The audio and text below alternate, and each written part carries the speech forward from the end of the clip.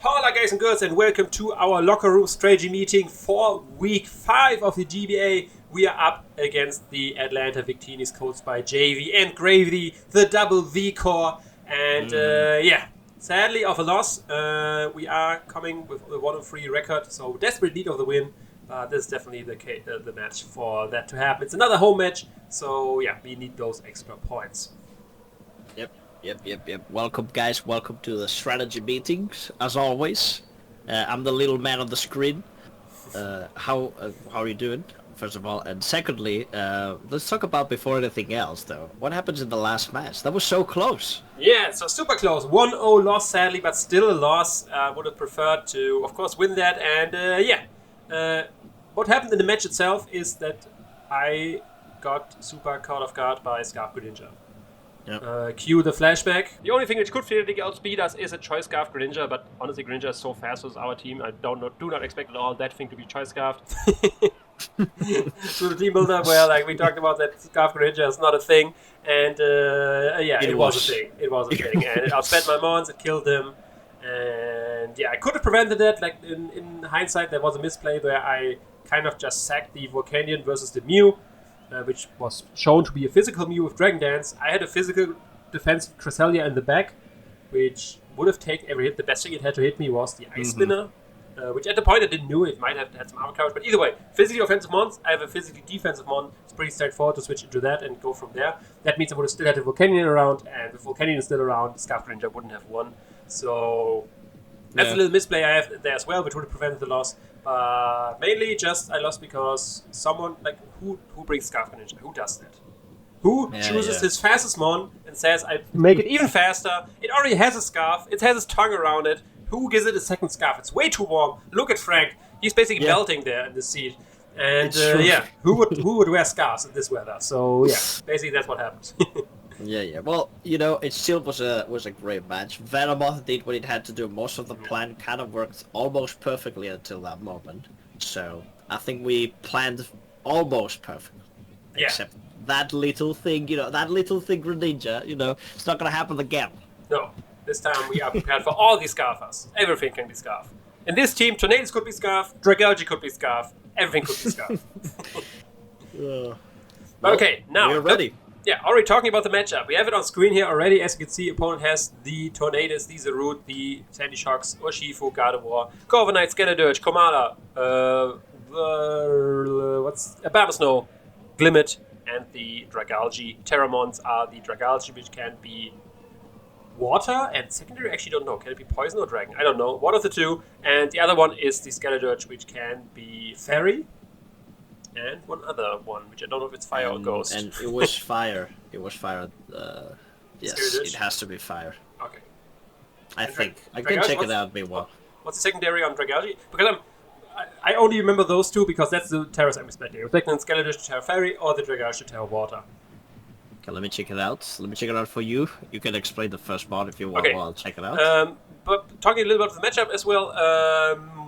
So far, the bulkiest team we faced, and this time I'm not as much scared of the offensive mons. We can deal with Urshifu, we can deal with the Zerud, we can deal with the Sandshocks, we can deal with Tornadus. What I'm worried about is breaking his defensive mons, breaking the combination of Skeledirge, Corviknight, and Dragapults. I think that's a very annoying defensive core for us to break, and that's what I was more worried about with the team in the matchup, and that's why I designed a team we designed a team, better said, to break that core and crack it open, and then get all the kills we need with all our mons. But let's actually talk about these mons. These are the 6 mons. I decided to. I always say Frank. Please. Why do I always? Fun. It's a team fun, effort. It's fun. I'm sorry. This whole assistant coach thing is new. I'm used to talking as a singular person, but it's we. It's a team effort. It's not only. Just cry. I'll just cry. It's me, Frank, and of course all the fans out there to support. So it's always a we. We designed this team, and these are the 6. We are bringing Salamence, Cloth, Volcanion, CRESSELIA, Pawmot, and the Iron Treads. And going into detail with the sets, I of course my lovely assistant coach, which I don't appreciate enough apparently in these videos. He can go over the first one, which is the CRESSELIA. Yes, but before anything else, I got the Terras, right? The first Terra, it's Skeledirge, and it's Fire Fairy. Okay. And the other one, it's the Dragalge, which is Dragon and Water. Dragon Ball, okay. We got it. We got it.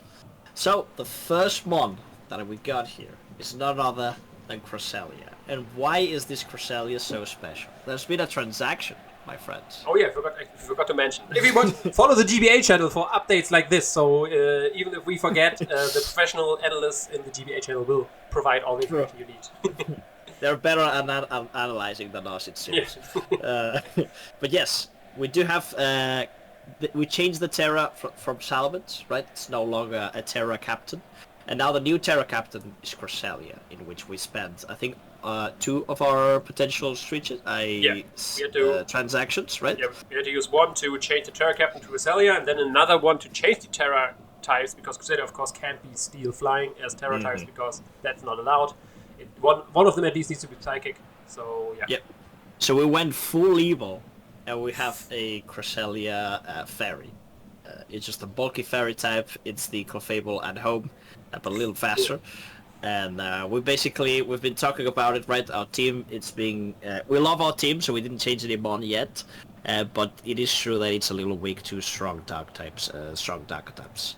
So that's why we have, a fat CRESSELIA now to deal with them. And not only that, we want to start with a bang. We have full hopes on this new TERA captain, these new responsibilities. With this start strong, because this is a calm mindset. No jokes, right? We start furious with enough speed to not get speed crept, sorry. And you have now Stoat Power just to deal with unaware Skeledirge, and then Moonblast, which will be stab once we TERA Fairy. And with this combination of moves, I think we hit pretty much the whole team. No problem, except Corviknight. But Corviknight, when we get enough stored powers, it's not enough Calm Minds, stored power will start hurting quite a bit as well. So this CRESSELIA can be very dangerous the first week that she is a TERA captain. She has to prove it, right? She has to do a good performance. She has to get us out of the defeats. Yes, that's the mon that can do it. TERA Fairy CRESSELIA, it's a nightmare of everyone who ever wanted to face any defensive mon. It's the defensiest of defensives, and now it has the best typings of typings. So yeah, it will do some headache, be a headache for our opponents, and potentially a sweeper for us with this calm mindset. Next up, we got the Iron Treads, and for this set I have to give shout out to Mounte, competitor in the PPL, still in the playoffs there, which I sadly not there. And because he had, I don't know in which league, but in one league match I watched rather recently, he brought an Air Balloon Dugtrio to set up on a Sandy Shark's, like a lot of sword stances, I think, or Hone Claws, and then sweep him in. So basically, the idea I got from is, if you have a ground type, you give it an Air Balloon, and Sandy Sharks can't touch it at all. Like, Sandy Sharks is just stuck there. Can't click ground moves, can't click electric moves. I'm most likely expecting hazards on that. It's the best hazard setter they have on their team. So if it has hazards, it most likely doesn't have coverage. Anything else, then it's stab moves. And yeah, we can just go in there. All the hazards got set up. We just rapid spin away. We set up our own rocks. We knock off items away. We have Earthquake. Enough speed, max speed is there to be faster than the root, which of course we can't hit too well without coverage, but we can get like a spin off versus that, like a last ditch or last ditch rocks in case something is in range. We want to kill that. And that's basically what Drive Gen is there. Shout outs to Mounte. Link will be in the description for his channel as well. So we take inspiration from all kinds of sources. So this one we got from there. Hell yeah. And next up, let's talk about Salamence. Frank, what is this set? The Salamence. It's one of the breakers of this team, as you mentioned before, right? We need mons that break the defensive options the opposing coach has, right? And it's not about that much the offensive mons, as you said. It's more about the defensive. So we need powerful breakers, lots of coverage, and just heavy hitters. Life Orb Salamence is one of them. Look at this coverage. We do have dual Weak Earthquake, Iron Head, and Fire Blast to hit the whole team, but especially to hit Corviknight and Skeledirge. Any variant of this Pokemon will get to hit KO with this coverage. Any variant. That's the study we're trying to make. And this is that's the point of this Salamence. And if he can kill other things, hey, even better. Yeah, this thing is, it doesn't matter how speed how physically bulky they are, which TERA type they have. With the coverage we have, we 2-hit KO every variant of everything. So yeah, we can just do as much potential damage as possible. Magnificent. But Salamence is not alone in its breaking power. We have another moment we talk about later. We first talk about our power mod, because as we are most worried, of course, about defensive mons, he still has some offensive mons, and we need a good revenge killer for those. Mainly his offensively threatening mons are the Zerud, the Tornadus, and the Oshifu. Sandy Sharks, like I said, we don't worry about that as long as we have the Iron Threads with the balloon around. So these are the most threatening offensive mons, and Power Mod has Stab, super effective moves for all of them. Let's slap a Choice Scarf on that, be faster than them, and hit him with Close Combat, Thunder Punch, all this good stuff. Moon Switch, of course, for momentum. His only ground type is the Sandy Sharks, which I already mentioned. Always gives a switch into the Droid Fan to do its thing. And then Revive Blessing, because we have Power Mod and Elite, which Revive Blessing is allowed, so why not bring Revive Blessing to revive something? It's a blessing. Always. Yep. But yeah, they're pretty quick and dirty. Power Mod here, just be fast, just be annoying. Revenge kill stuff in case things get out of hand. And yeah, next up, we got our next breaker on the team, which, yeah. Frank, you're already you're the breaker on our coach team, so you get to talk about the breaker on the mons as well. That's right. The other breaker is none other than our very humble C-tier Pokemon, Volcanion. It's back in the heavy-duty boots. We don't care about rocks. This thing has beast special attack anyways. No boosting item. There's not even need. In fact, we don't even have full attack. We don't even need it. Steam Eruption, Flamethrower, Earth Power. You know, that deals with most of the opposing teams, and especially, as said before, Skeleturge and Corviknight. You know, if you switch this on the Flamethrower, then you have to switch on the Steam Eruption. Both Pokemon cannot take both. And then we have Taunt with a little bit out of speed to, you know, again, avoid this speed creep. Yeah, we get the Taunt on any of these two defensive mods, and we can start throwing up moves, you know, clicking buttons, as they say. So, you know, that's the Volcanion for you. Nothing too special about it. Just click buttons, do damage, destroy things. Frank, I see some weird defensive Vs there as well. Do they have a purpose, maybe, still? Do they have a purpose? Yes. It does have a purpose. It can take, you know, it can take with that amount of HP and defense a close combat for the almighty powerful Urshifu. Wow. We do want this Volcanion to be a potential switch on that Urshifu too, since we are immune to his water stab. So, you know, being able to take a close combat, it's great. You know, we may need that we can retaliate with a powerful move on our own. Maybe getting a burn or just do damage with Earth Power. Yes, that's the Volcanion for. Well explained, Frank, there, just with Taunt and strong moves and Steam Eruption, Flamethrower, just perfect. Wall breaking potential there as well. So we breaking those walls, we killing those defensive mons for other mons to shine and just go through, beat the Power Mod late game opportunity, the Cresselia. And yeah, but last, and definitely not least, as you can see, our sixth mon on the team is Cloth. Once again here for our second match. We are talking about Cloth with the Southwest, very specially bulky, once again with basically a very similar set to it last time.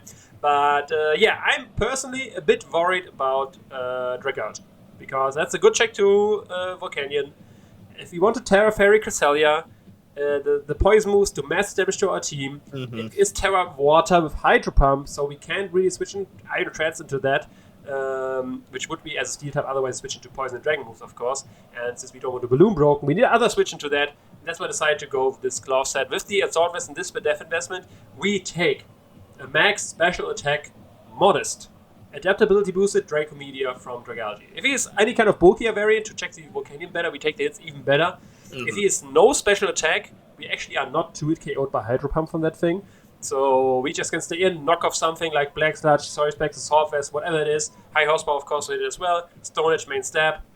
And then this last move, Endeavor, is, yeah, kind of funky, but basically there because we don't need any other coverage. Cloth doesn't get that awesome of coverage, but still Endeavor can be very nice. I just left over basically because at first I had it as a lead Anger Shell Focus Sash variant to set up rocks, stuff like that, and Endeavor fits that of course very nicely. But on this set we have Endeavor as well. Once we get low versus some of the ones, we just put him down to very low HP. We don't care about being on low HP with a generator. We can switch out, get back healthy, but putting anything else to low HP can be pretty nice, and that is what this Cloth is for.